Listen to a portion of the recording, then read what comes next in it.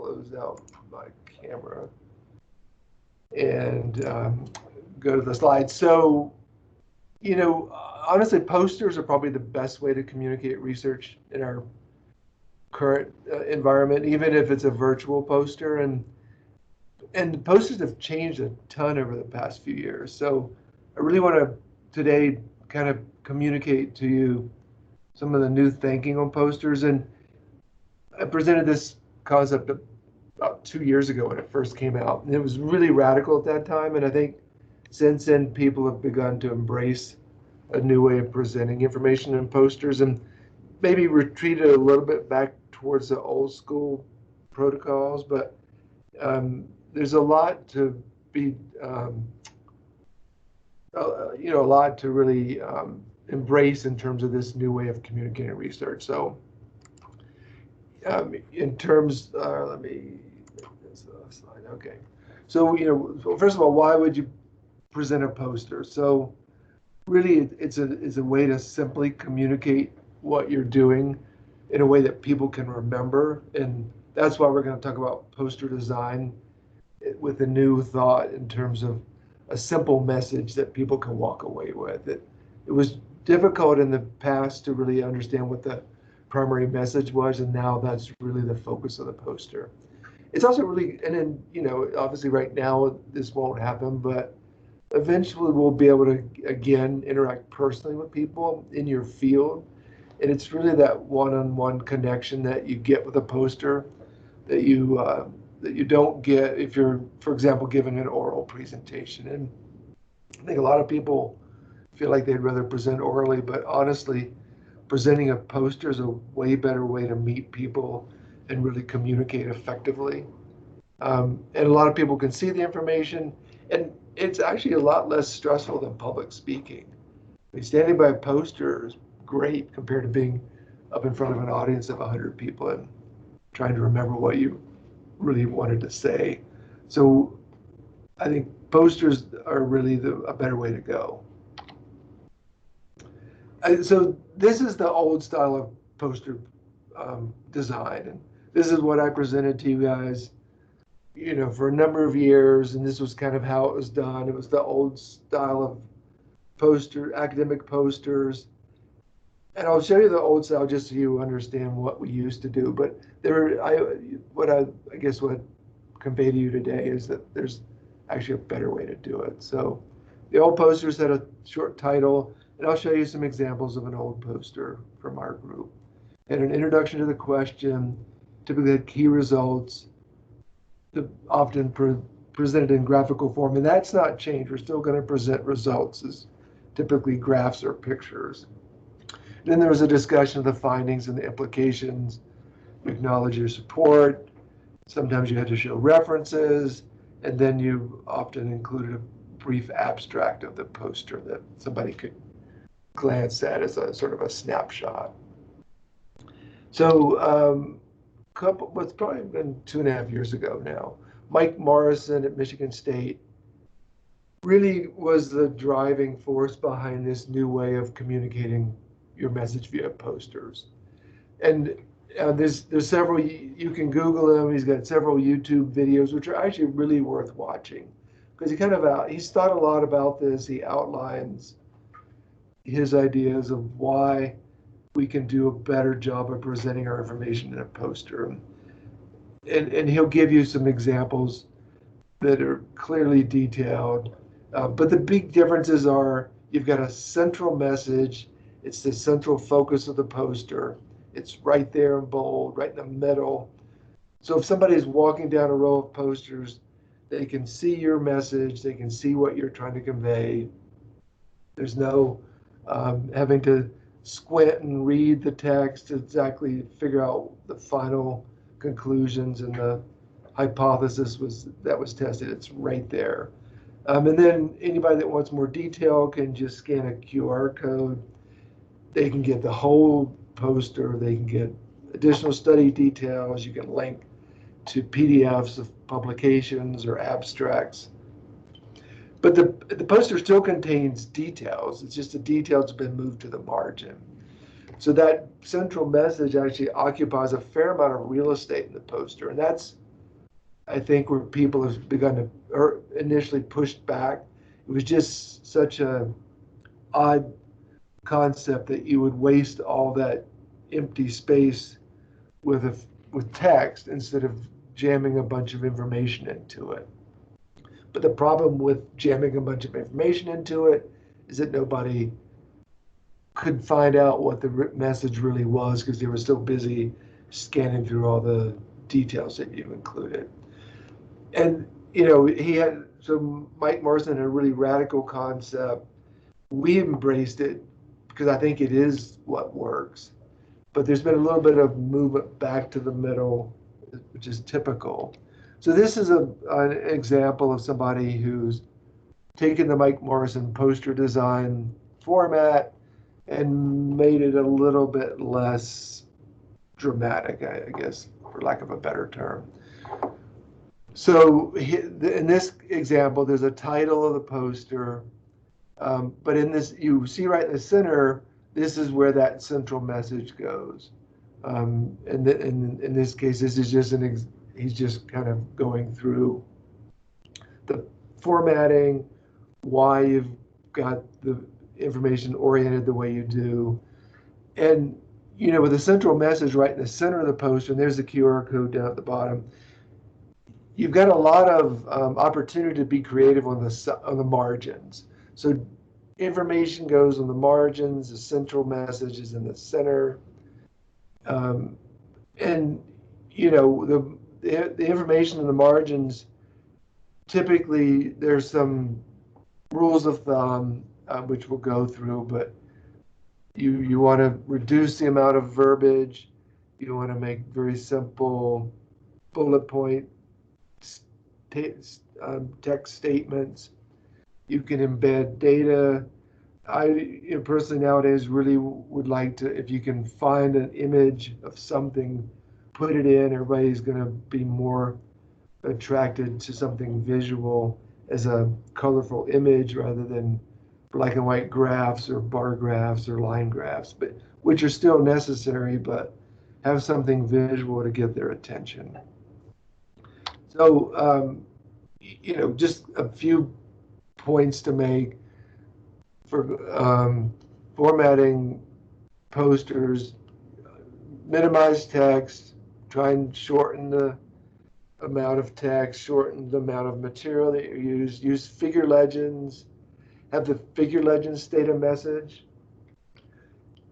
use bold colors, bright images, use a light background. If we're going to present these in person, which probably won't happen this year, but in the future, when you're going to print these out, take them to a meeting, check the color before you print it because the colors may not be true. But the CAD Lab can do a good job of scanning it for you beforehand. So as you're designing your poster, based on your work this summer, you really should have some sort of central message that conveys what you did this summer. And you may not have gotten enough work done to come up with a definitive conclusion, but you can certainly state what you set out to do. That could be the central message of the poster. Again, graphs was clearly labeled figures. You're going to have that central message of study results. You can explain whether the hypothesis was supported or not. This is really important. What are the implications of the study? If I'm somebody who has no idea what the important questions are in your field and why your study was important, you've got to tell them. It may be obvious to you and your mentor why this work was important, but I don't know why it's important, so I need you to tell me. And then you may also want to briefly mention kind of where the study is going in the future. So I think it's probably more helpful to just look at posters now. So I'm going to show you old style versus, sorry for the typo, old style versus new style. And then we'll finish up with a poster that's deliberately set up to kind of violate all the things we've talked about. So a poster with lots of problems. So this is a new style poster. This came from our lab. It was presented at Research Day. back in January by Sophie Hopkins.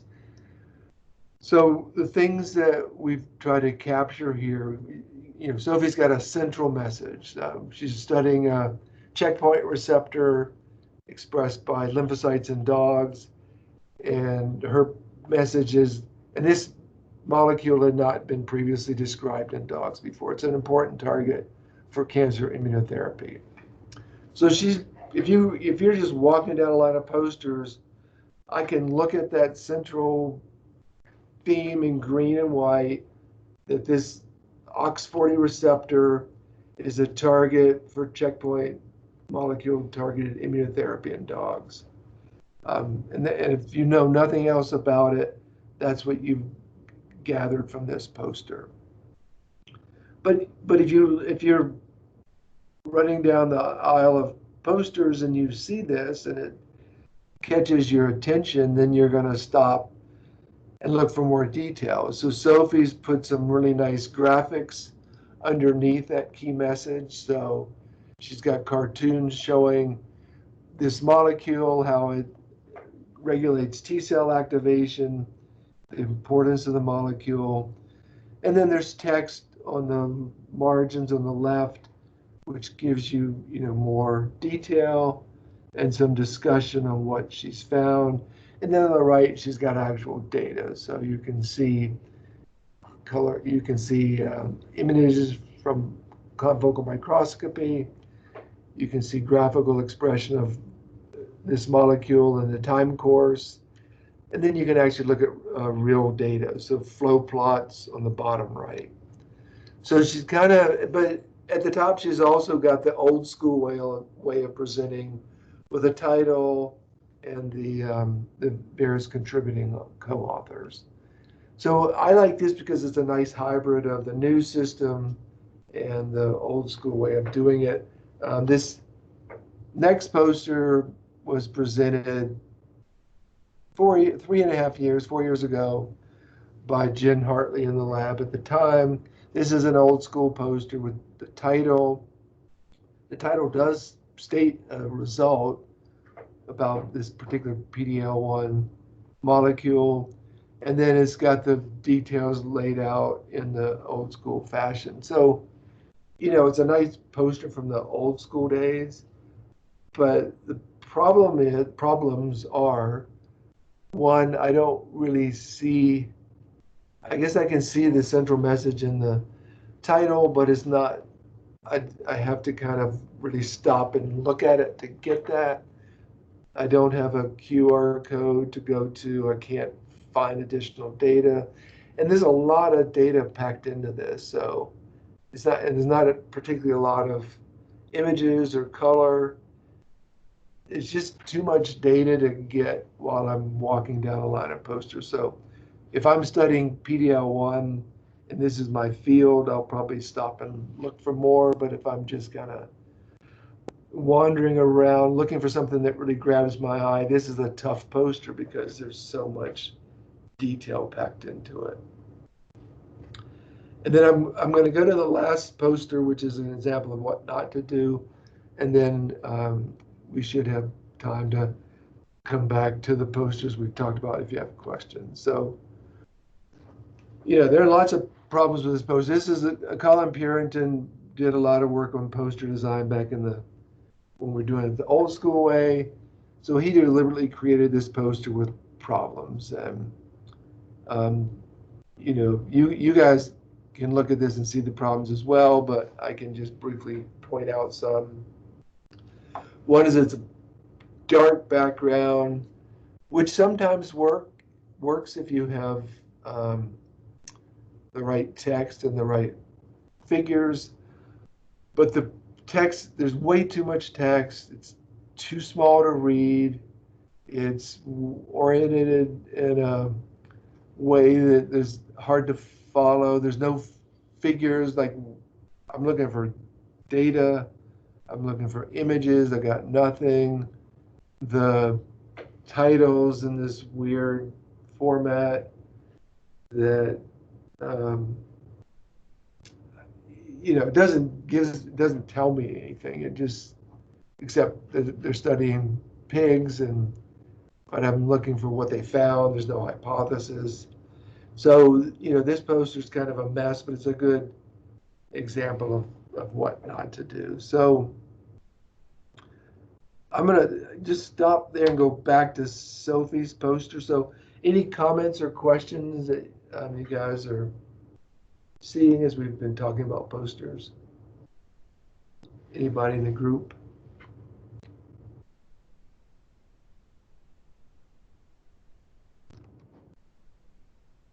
I have a question. Okay. Are there specific things that we should leave out of the poster, such as methods? I don't see the methods in this poster, so is that something that we should consider just not having on the poster at all? No, actually, you do want to include some methods, and let me go back to Sophie's poster. So she doesn't really specify the methodology. So, one strategy is to have the data sort of speak for itself. But it wouldn't be wrong to have another section in your poster where briefly you describe methods, and it's really, if you can create a cartoon or diagram that captures the methods, that's a better way to do it than lines of text of describing, a particular technique or antibodies or whatever it was you're measuring. If you can describe that graphically or as a cartoon, it's going to be better. But yes, you can always include methods, but I would de-emphasize their importance.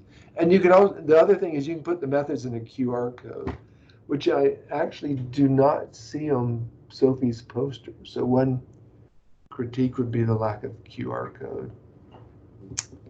Yeah, Steve, that's a good point. I was just going to say that, as if you're a attendee at a poster session and you're just walking down the aisles and you see the big QR code that kind of gives you more detail and you're interested from the title on the poster, you can click that. But if you could also add individual QR codes under each figure, for example, and say, scan this QR code for methods, right? And so you don't have to clutter your poster with methods necessarily, but if you've already hooked a student into your poster and they want to know more about it, then it's easy for them to scan a QR code next to figure 1 or figure 2 or whatever. Yeah, that's a good point. QR codes can make this a lot simpler.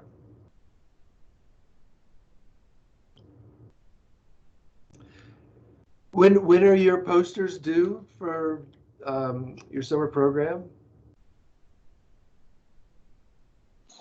Well, so I can speak to that, Steve. But if you want to see if there's any more questions, I'll follow up with that. I figure the questions might come once they know when the posters are here. Yeah, no, I was thinking the same thing. So we have 2 different opportunities for the students to present. I'm really encouraging the students to attend both of the opportunities, but the one required one is the Science Slam. That's going to be a virtual Science Slam during Special Science on Tap. And that is on July 27th, Monday, July 27th, 1 to 4 p.m. And in that, students can use the virtual poster format for that if they like. It can be less formal than that if they want to have a PowerPoint ready, similar to what you presented here, Steve, with 1 or 2 slides. They can give a 3 to 5 minute presentation on their summer research project. I guess we said 5 to 10 minutes. And that's fine too. But they're also, they've changed the National Veterinary Summer Scholars Symposium to a virtual instead of going to San Diego, which is a bummer, but that's okay. But we're doing a virtual symposium Teresa, can you remind me? That's the first week in August, but I don't remember the exact date off the top of my head. Do you?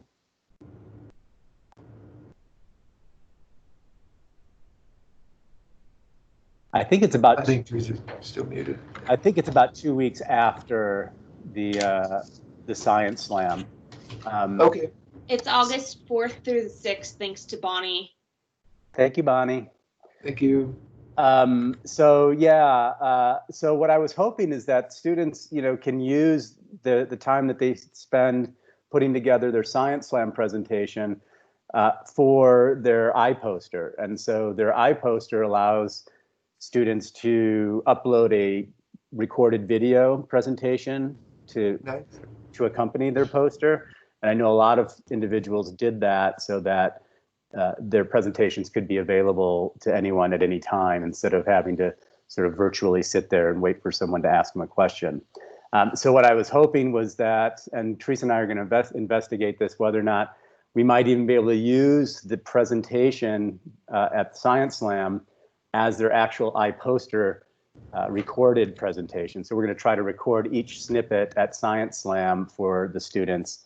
And then provide the students with that recording, and then they can just upload that right to their iPoster. But this is my pitch for the students to really consider attending the virtual NVSS. We are going to pay for the registration cost. Again, it is virtual, so you can come and go as you please, similar to the Science Slam. But we're really hoping that we get a lot of students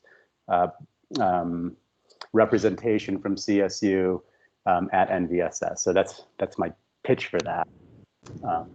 Good.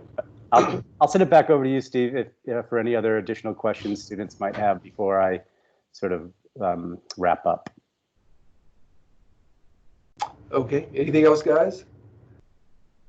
I think the questions typically come when you start to format your own posters and put it together, but we can use this as a guideline. I would definitely encourage you to go look at the Mike Morrison videos or YouTube videos. Okay. Okay. Well, thanks, Mark. All right. Thank you, Steve. So Okay. I'm just gonna follow up with a couple of things, and I'm gonna take over the screen if that's okay.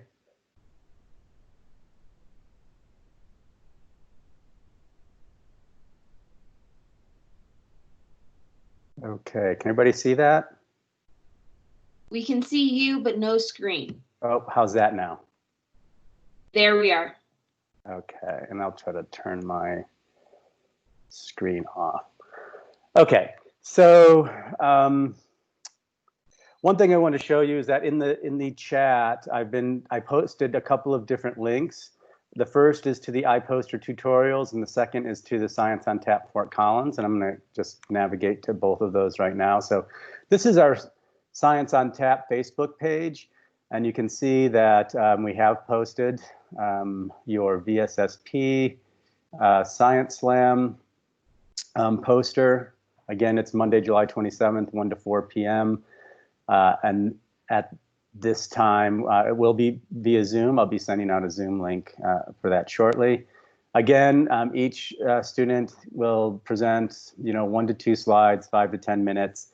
We are flexible. We're not going to hold you to 2 slides. We're not going to cut you off if you present with 4 slides. But that's just a sort of a good rule of thumb based on our previous Science Slams. And also, if you're interested, I posted this morning a flashback from a Science Slam that we hosted last fall. Again, this is supposed to be modeled after sort of a poetry slam, and one of our students, Sean Cross, really took that to heart and wrote his whole presentation into a poem or a sort of a rap, and it was really cool. So there's a video link here if you guys are interested to check that out. Sean really raised the bar there. Just note that you do not have to wrap your science poster, but it's just an interesting, fun, creative way to approach this exercise. So you may have seen, for any of you who are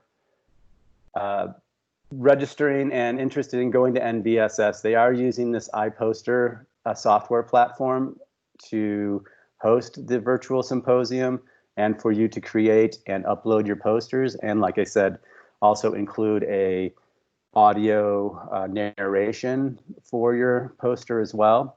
And so again, I've included these links in the chat. I encourage you guys just to go through. There's a series of 3 quick YouTube tutorials that are really helpful for you to generate your virtual poster as well. I think you can use the tips that Steve just gave you for the poster 2.0 version if you want to try that. And so I really encourage you to look at, to check these video tutorials out. And again, if you go through these, they show you how you can record and upload a narration. Again, Teresa and I are going to be investigating whether or not we can provide you guys with a recording of your Science Slam presentations that you might be able to use as your recorded presentation for iPosters at the NVSS. So we're hoping that, you know, we're not trying to duplicate efforts here. We're hopefully that, you know, if you start making your presentation for Science Slam, that will help you have the material you need to upload into your virtual iPoster for NVSS. And additionally, hopefully, if we can figure out how to provide you guys with your individual recordings, that you can just upload those into iPoster too. So we're not trying to make this onerous or additional work for you guys, but we do want to encourage you to interact with your other NVSS or NVSS scholars across the country too. It's part of, you know, your research experience for the summer. Realizing that it's a little bit different than we normally would do, but still we think it can be enriching and a positive experience. So I hope I have convinced you to consider signing up for NVSS, totally free. We will pay for it, and not a lot of extra work. And there's some great opportunities for networking and to see some other cool science from your peers as well. That's, I think, all I really had that I wanted to share with you guys. Happy to take any questions if you guys have any right now, or Steve and Teresa if I'm forgetting something, or if you have anything to add.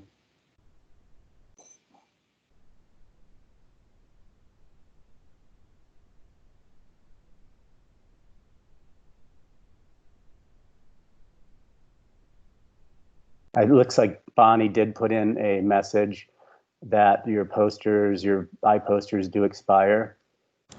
I'm sorry, that was about the QR codes specifically. Oh, yep, sorry, Bonnie. Yeah, I see that. Okay.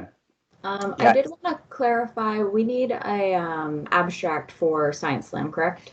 Kind of along the same lines as NVSS? Thank you for that, Bonnie. Yes. Yeah, thank you for reminding me. Yeah, I wanted to say that too. Maybe I'm going to share my screen and navigate back to our site. Thank you so much, Bonnie. I meant to talk about that. Okay. So let me go back to our Facebook page.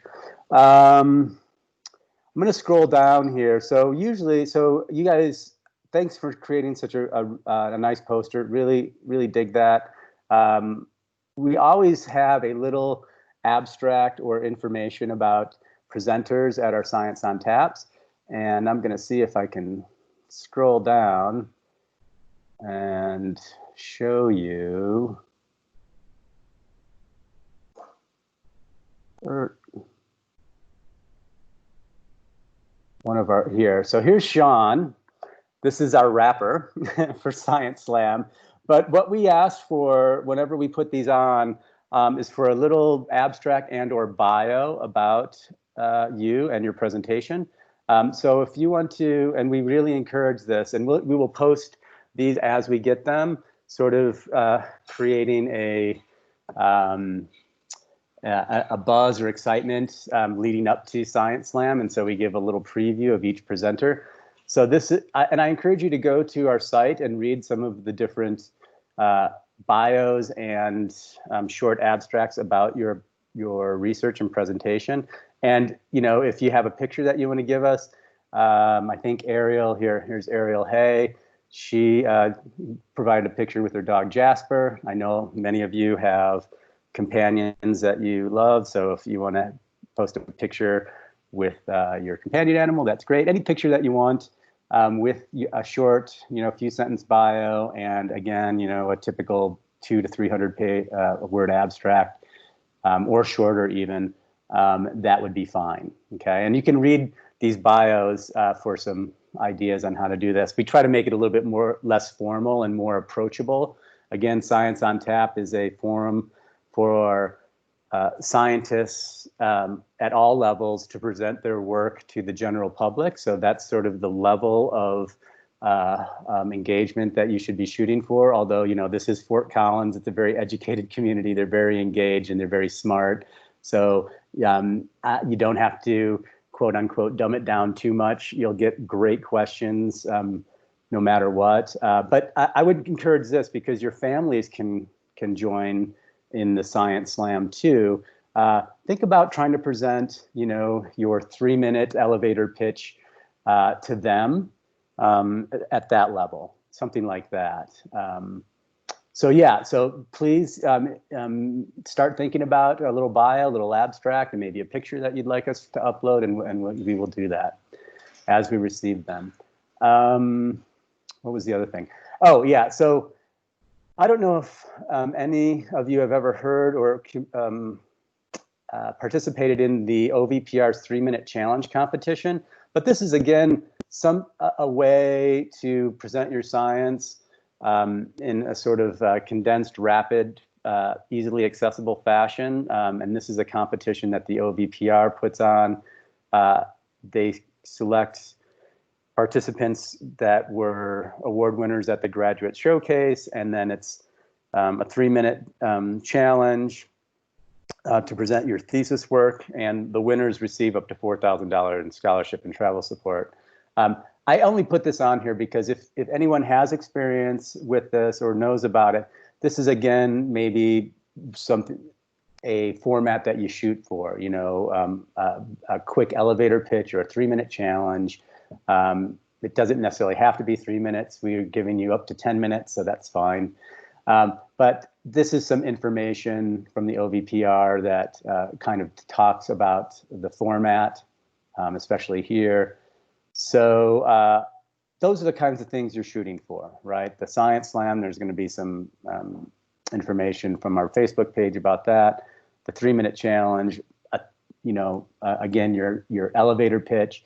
And the audience should be something that you could talk to with your friends and family who may or may not be scientists. So yeah, that's the other thing I wanted to say. So thank you for reminding me, Bonnie.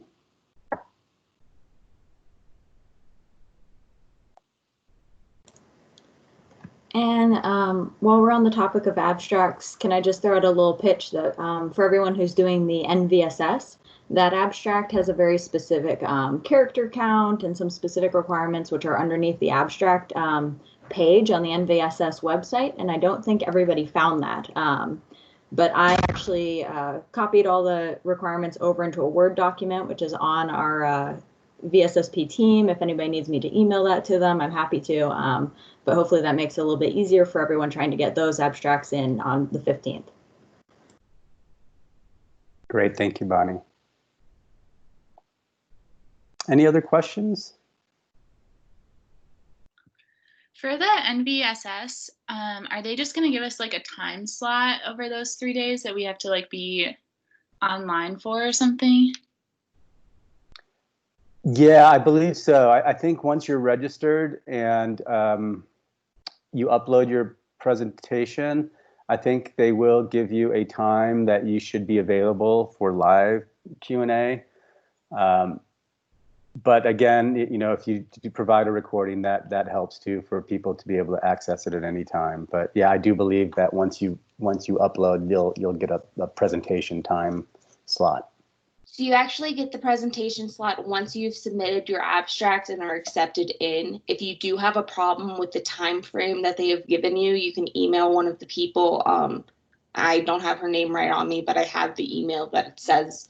So please feel free to contact me if you guys need to. But once you've submitted the abstract, they will give you the time frame to tell you what time you need to be on there.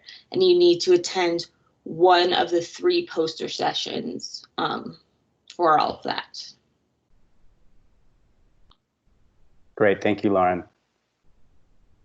So is that only for question and answer, and we upload a presentation in addition to that? Is that correct?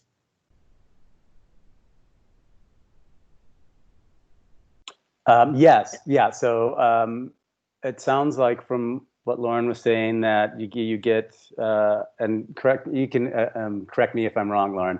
But once you upload an abstract, you get a presentation time slot.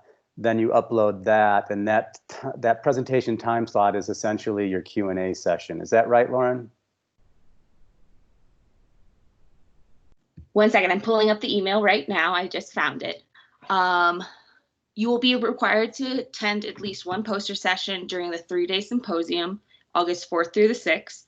Your poster will be placed in a specific poster session based on the topic of your poster, and you are expected to attend your assigned poster session. I'm guessing that does mean you're there for a Q&A. That's what I would assume, because it's a couple-hour chunk and people come and go just like a normal poster session. But then in addition, you are asked to record a 2 to 3 minute audio presentation, which can be embedded into the digital poster, and be required to attend a different session to provide your fellow student researchers with feedback. So they'll be able to, others will be able to see it and hear it as well if they're not on that time frame.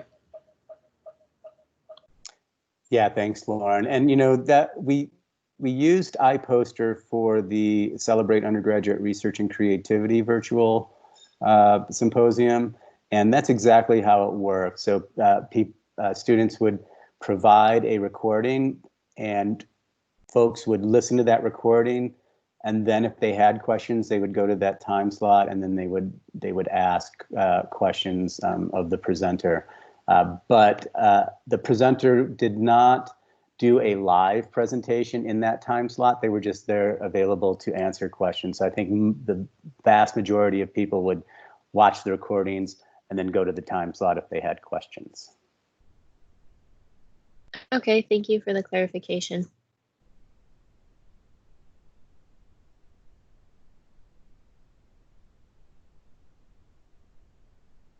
Okay, any other questions? Well, if you do think of anything else, feel free to reach out to your peer mentors, myself, Teresa, Steve, and we'll try to answer any questions you might have. Otherwise, I just want to say thanks, Steve, for presenting today. I really do think that the evolution of the scientific poster is going in a really positive direction. And leveraging the new technologies to enhance that experience is great. And as Steve said, posters are really the best way to present science. It's more interactive, something that you can see and take in at your own pace and time. And so I think it's important that we take this seriously because it's one of our main means of communicating what we do in the laboratory. So thanks, Steve. Thanks, Teresa, and thanks all of you for joining us today. And I look forward to your bios, your picks, and your abstracts for Science on Tap, the Science Slam Symposium. Have a great week, everybody.